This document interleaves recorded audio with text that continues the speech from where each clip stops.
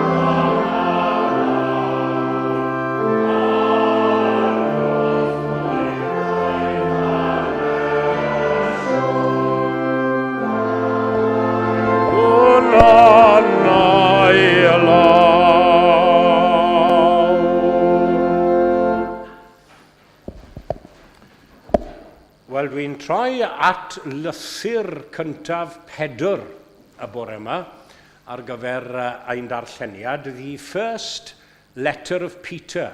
And if you turn to page 664, page 664 in your bilingual testaments, you'll see the reading there. The first letter of Peter, chapter 5. And the opening 11 verses of that letter. We are toward the end of the New Testament, page 664 of the New Testament. 1 Pedr, penod 5, ac adnod 1 I 11. bugeiliwch braidd diw. Rwyf yn apelio yn awr at yr heniriaid yn eich plith, a rwyf unau'n gyd heniriad â chwi, ac yn dist o ddioddefiadau Crist, ac yn un sydd hefyd yn gyfrannog o'r gogoniant sydd ar gael ei ddatguddio. Bugeiliwch braidd diw sydd yn eich gofal, nid dan orfod, ond o'ch gwirfodd yn ôl ffordd diw, nid mwyn elw anonest, ond o aiddgarwch. Nid fel rhai sy'n tra ar glwyddiaethu ar y rhai osodwyd dan ei gofal, ond gan fod yn esiamplau i'r praidd. A phan ymddengys y pen bugail, fe gewch eich cyroni a thorch gogoniant nad yw byth yn gwywo. Yn yr un modd chwi wir ifanc, ymostygwch i'r heniriaid. A phawb ohonoch, gwisgwch amdanoch gostyngeidhrwydd yng ngwasanaeth eich gilydd, oherwydd fel y dywed yr ysgrythur, y mae Duw'n gwrthwynebu'r beilchion, ond i'r gostyngedig y mae'n rhoi gras. Ymddarostyngwch gan hynny dan law gadarn Duw, fel y bydd iddo ef eich dyrchafu pan ddaw'r amser. Bwriwch eich holl bryder arno ef, oherwydd y mae gofal ganddo amdanoch. Ymddisgyblwch a byddwch effro, y mae eich gwrthwynebydd y diafol yn prowla o gwmpas fel llew yn rhio, gan chwilio am rywun i'w lyncu. Gwrthsafwch yn gadarn mewn ffydd, gan wybod fod eich cyd-gristnogion yn y byd yn profi'r un math o ddioddefiadau. Ond, wedi i chwi ddioddef am ychydig, na chi linell hydfryd, wedi i chi ddioddef am ychydig, bydd Duw pob gras ar hwnna'ch galwad i'w dragwyddol o goniant yng Nghrist Iesu, yn eich gwneud yn gymwys, yn gadarn, yn gryf ac yn ddiysgog, iddo ef y perthyn y gallu am byth. Amen. And it's with that verse number 10, the 10th verse, that I'll be concentrating on in a little while. And after you have suffered for a little while, after you have suffered for a little while, the God of all grace, whom has called you to his eternal glory in Christ, will himself restore, confirm, strengthen, and establish you. Wel, ychwanegau Duw I fendith at y darllen ar gwrando hefyd o iair.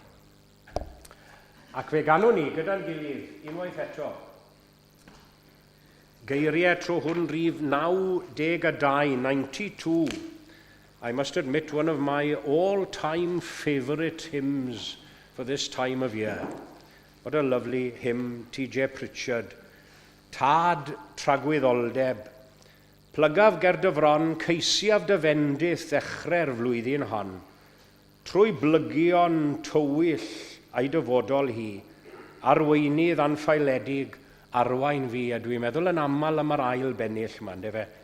Beth fydd fy rhan ar hyd ei misoedd maith? Nis gwn fy niw, ni fynnwn wybod chwaith, a'i hyfryd ddydd, a'i nos dymhestlog ddaw, bodlon os caf y maflyd yn dy law. Ie, 92.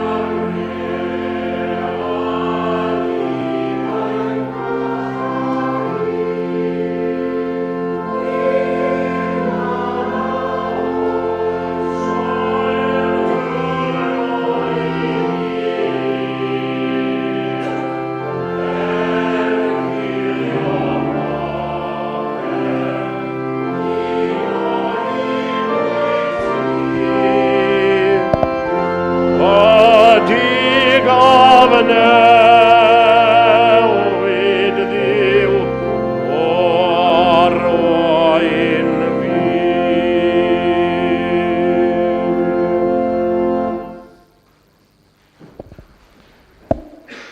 Felly cyfle i ni nawr I blygu ger bron Duw mewn gweddi. Let us turn now to God in prayer. Cydweddiw. Arglwydda'n Duw wrth I ni droi ein golygon tuag ata ti ar ddechrau blwyddyn newydd fel hyn. I ni'n gweddio ar I ti ein hargyhoeddi ni o'r newydd. Mae ti yw lluniwr y cyfnodau, oesoedd a blynyddoedd byd. Ac yno ti ar ydym yn byw ac yn symud ac yn bod. God of all the ages, we come together now at the beginning of another year like this to worship you. We come remembering all that you've done over the past 12 months and the times that you've given us strength and support and those occasions when you've surrounded us with your love and compassion. And especially perhaps during the difficult times which we've all faced during this past year. Derbyn ein diolch yn awr am y law gysgodol ac am ddiffynol hynny sydd wedi ein cynnal a'n cadw ni ar hyd y misoedd yma. A bendithion a fi'n ein cynnal ni, am dy haelioni a ffyddlondeb a ddaeth I ni bob bore o'r newydd. Ond hefyd I ni'n ymwybodol iawn I ni'n cofio'n dyner y bore yma. Mae rhai hynny ar ddechrau blwyddyn fel hyn, falle, sy'n I chael i'n anodd. Chael i'n anodd I ymddiried ac I gredu yno ti. Pobl sydd falle wedi chwerwi oherwydd amgylchiadau bywyd. Pobl y bore yma sydd ei breuddwydion ar chwal. Bydd yn agos at I nhw, yn gefn ac yn gymorth, par iddyn nhw sylweddoli o'r newydd, bod na gyfle newydd bob amser yno ti. Ac bod pethau'n gallu ymddangos yn ddi ac yn anobeithiol ar brydiau, dy fod ti yn cynnig gobaith newydd I ni bob dydd, ac I ni'n diolch I ti am hynny y bore yma. Strengthen us now, O Lord, to face another year. To face another year with you as our guide and as our influence. We pray for you now to inspire us, to lead us forward in your service, to lead us as individuals and as a church here at Eglwys Gymraeg, Canol Llundain. Ac ar ddechrau blwyddyn newydd fel hyn, I ni'n gweddio dros dy eglwys di. Dros dy eglwys di, pob cangen ohoni yn fyd eang. Diolchwn o'r newydd am yr efengil. Diolch I ti yr holl alluog ddiw am yr efengil. Yr efengil a gyhoeddodd dy fab Iesu Grist i'n byd ni. Ac ar ddechrau blwyddyn I ni'n diolch fel ym mhob oedfa am Iesu Grist ac am I efengil ef a'r ffaith ei fod yr un ddoi heddiw ac yn dragywydd.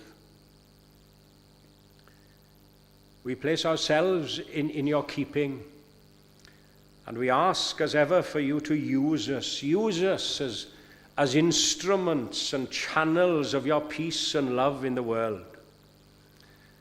Whatever may meet us now on life's journey during this coming year, we go forward now in the confidence that you are with us. You are here with us, ready, willing, and able to support us in everything, only that we place our trust in you. I ni newydd gannu y geiriau hyfryd na, ynde fe, tad tragwyddoldeb, plygaf ger dy fron, ceisiaf dy fendith a chrerlwydd hon. Trwy blygion tywyll ei dyfodol hi, arweinydd anffeiledig, arwain ni, A dyna yw ein gweddi ni heddiw a phob dydd o'r newydd. Derbyn ni nawr felly yn gymeradwy yn dy olwg di. Wedi maddau pob diffyg a bai a weli ynom a rhai amlwg ac anamlwg. A mi ni ofyn y cyfan oll yn enw ac yn heiddiant ein harglwydd a'n gwaredwr Iesu Grist. Amen.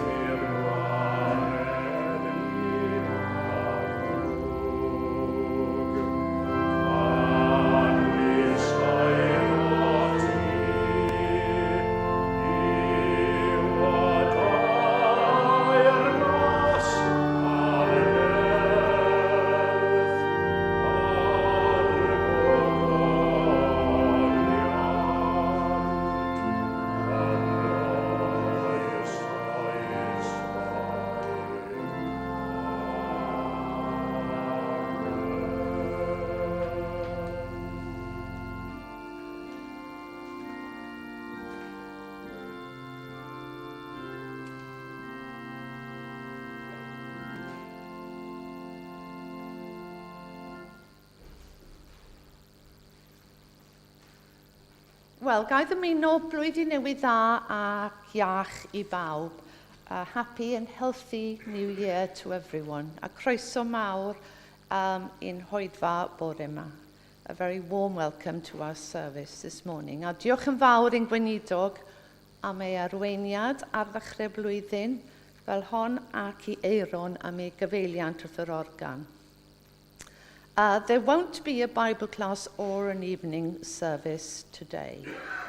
A Sul nesa bydd oedfa gymyn yma am 11 gyda'n gweinidog wrth y lliw, a byddwn ni'n derbyn aelod newydd hefyd. Ond ni fydd oedfa'r Plygain yng Nghapel y Borough yn cymryd lle. Next Sunday at 11 there'll be a communion service here led by Rob, but the Plygain service at the Borough has been cancelled. And there won't be an evening service here next week. Bydd oedfaon canol wythnos capel yn ail ddechrau ar ddydd Mawrth y 12 o Ionawr am hanner dydd.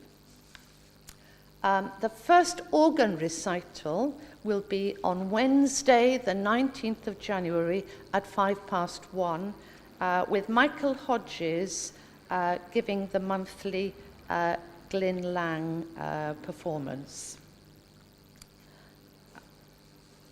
Cymerwch olwg ar raglen Cymdeithas Pnawn Sadwn, mae Rob wedi drefnu ar ein cyfer. The first meeting of our Saturday afternoon societies on February the 5th at 2:00, with Bethan Whitall giving a talk about memories of childhood in Leytonstone. Mae rhaglenni ar y ford yn y lobby. Cofiwch ddod lawr i gael te neu goffi ar ôl yr oedfa, ac yn awr fe ddawn nhw amgylch i dderbyn eich rhoddion. And now we will come round to receive your gifts. Diolch yn fawr.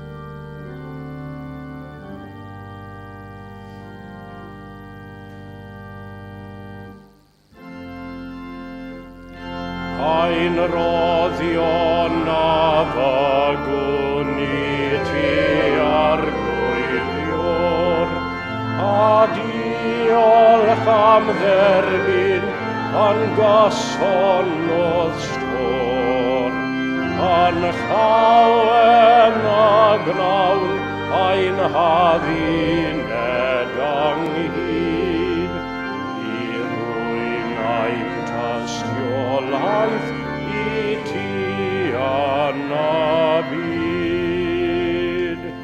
Amen.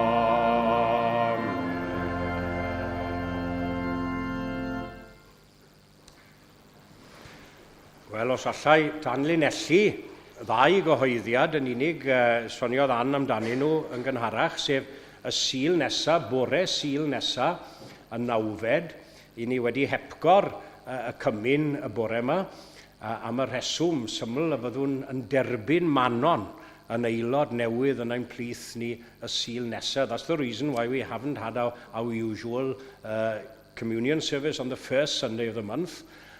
We all look forward, I'm sure, immensely to receiving Manon into church membership next Sunday morning. She has been, as I've said, throughout the years, everything but an official member, hasn't she? But it's lovely that she's bringing her official membership from Minnie Street in Cardiff to be with us here in Eglwys Gymraeg, Canol Llundain. And then, hopefully, all COVID restrictions willing, we will resume our Saturday afternoon society meetings on the first Saturday of February. And Bethan Whittle, perhaps the name might not be, well, perhaps a lot of you remember David Whittle, I gwr hi. But you, Cymru Llundain, the London Welsh, will remember Bethan Whittle, I'm sure, as Bethan Parry. She was Mike Parry's daughter, or is Mike Parry's daughter. And Mike was a very well-known and well-respected and well-loved minister in Leytonstone for many years, and a character, I believe. I'm sure Anthony could tell many a story about Mike Parry and his skills as an arweinydd llwyfan hefyd yn dod yn yr Eisteddfod Genedlaethol. Felly yw'n siŵr gewn ni digon o straeon a hanesion difyr gan Bethan am ei chyfnod hi a'i phlentyndod yn Leytonstone yn ystod y 50au. Felly, gyda'r ychydig na o goeddiadau fe ganwn ni gyda'n gilydd geiriau yn antlais 71. Eto, addas iawn ar gyfer dechrau flwyddyn fel hyn, yn dy law y maif amserau, ti sy'n trefnu yn y ddiau gyd, ti yw lluniwr y cyfnodau, oesoedd a blynyddoedd byd. Rod y fendith ar y flwyddyn newydd hon. Eto, mae ryfedd dy fe fel mae Iron yn dewis y mynau, ond I ddim wedi cysylltu ynglyn â'r dewis, ond nes I sôn dyfynnu y geiriau yma yn ystod y weddi. Ti yw lluniwr y cyfnodau, oesoedd a blynyddoedd byd. Rod y fendith ar y flwyddyn newydd hon. 71.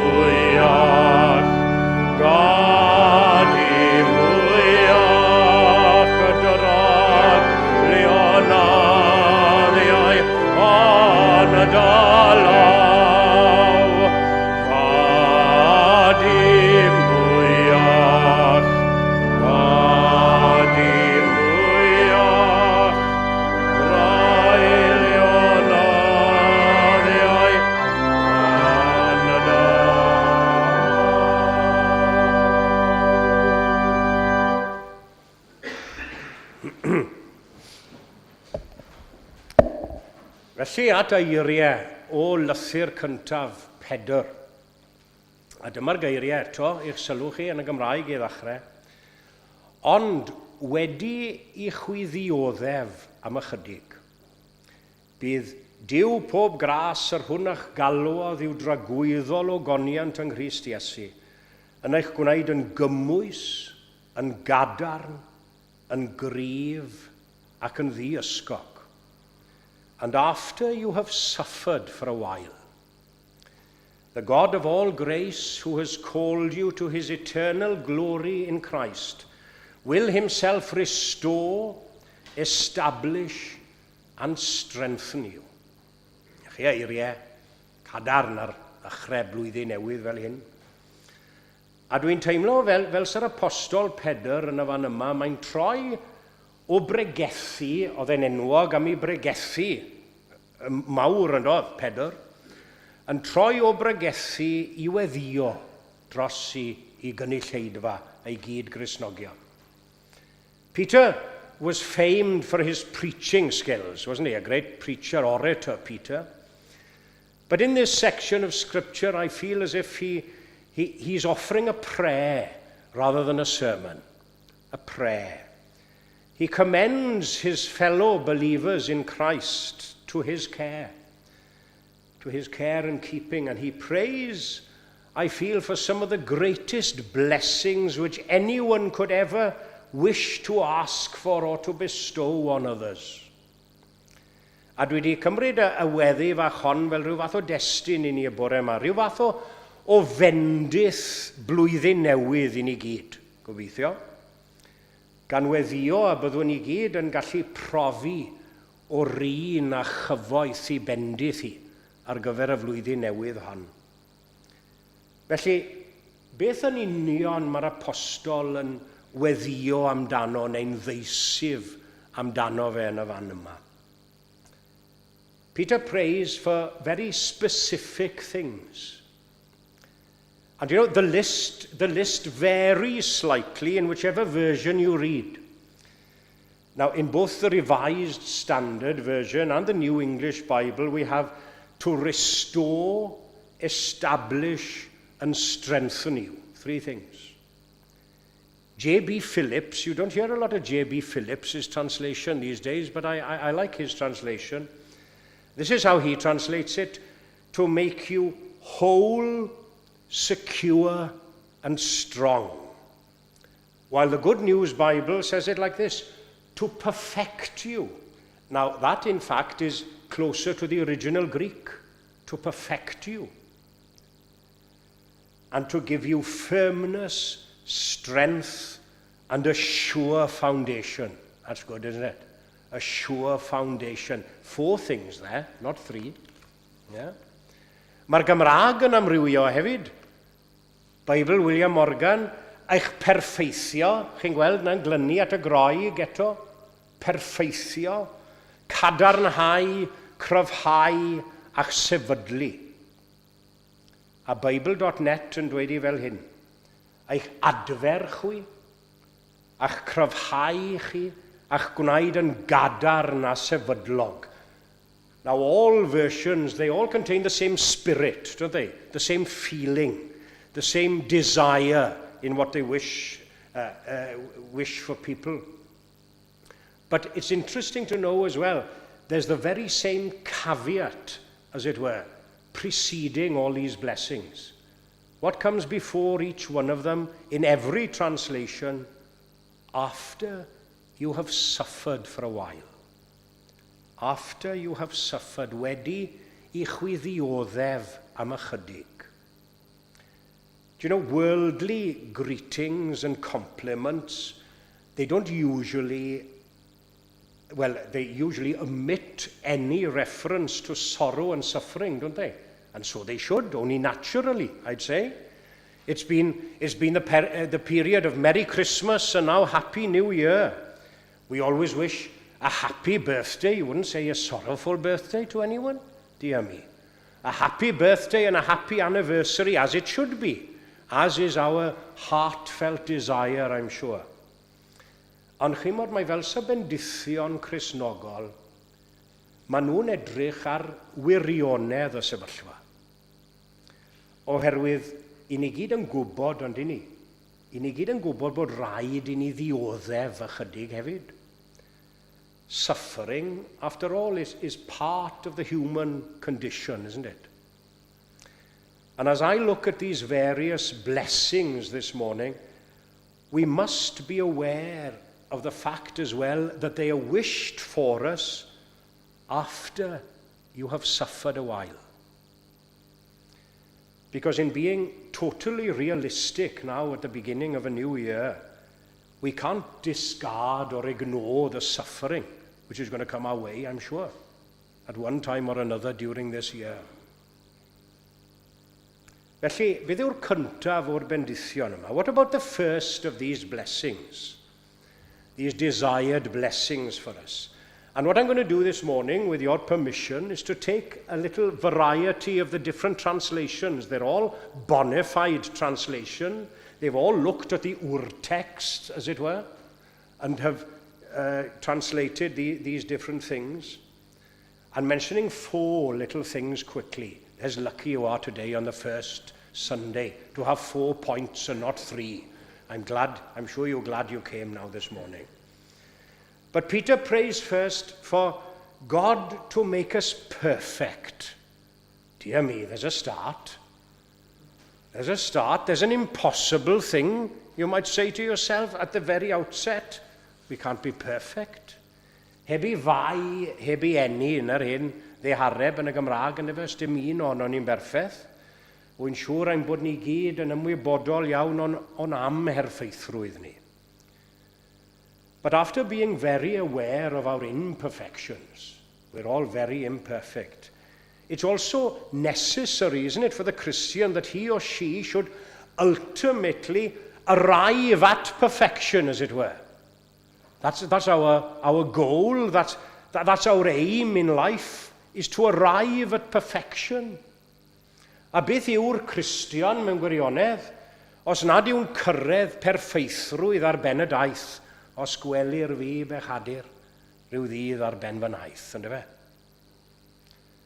Because after considering the matter, it is very apt in a way, isn't it, that Peter should ask that we be perfected in Christ. Cael ein perfeithio yng Nghrist. What is a Christian if they're not perfected in Christ? Not in our own ability, or even our own will, but in Christ's ability. Chi'n cofio'r adnod arall na Matthew, geiriau Iesu ei hun, felly byddwch chi'n berffaith, fel y mae eich tad nefol yn berffaith. Be ye therefore perfect, even as your Father which is in heaven is perfect. These words were spoken by Jesus himself, and they're so important because they set the standard, the bar, the benchmark for being acceptable to God the Father. That's all he will accept. Yes, we fall short. We all fall short. But you know, unfortunately as well, many people don't take Jesus' words as seriously as they should. As I say, not that we can ever achieve perfection this side of eternity, but it must be after we have all suffered a while. Wedi chwiddioddef am ychydig. Felly dwi'n credu bod e'n hollol iawn, yn dyw e, I weddio am ac I ymdrechu tuag at berffeithrwydd ar ddechrau blwyddyn newydd fel hyn. Beth am yr ail fendith? The second blessing is establishment. Establishment. Do you know, it's not enough for the Christian, I'd say, even if they receive a proportion of perfection, if they're not established in it and firmly and solidly in it. Dim ond I ni wrth gael ein sefydlu fel petai yn gwreiddio yng nghariad Duw a Christ a gallwn ni barhau yn ei waith felly. Gallu barhau yn ei waith yn y byd. We should all pray, I'd say, at the beginning of a new year, that we be rooted and grounded in love. Our convictions deepened, our desires purified, our whole lives fixed and established. And then if these storms, which will undoubtedly come our way this year, just like any other year, after you have suffered a while. Yeah. Wy'n hoff iawn o emyn Ieian Glan Gairionydd ar fôr temhestlog teithio'r wyf. Chi'n cofio'r emyn? Ffefryn gan lawer, yn siŵr.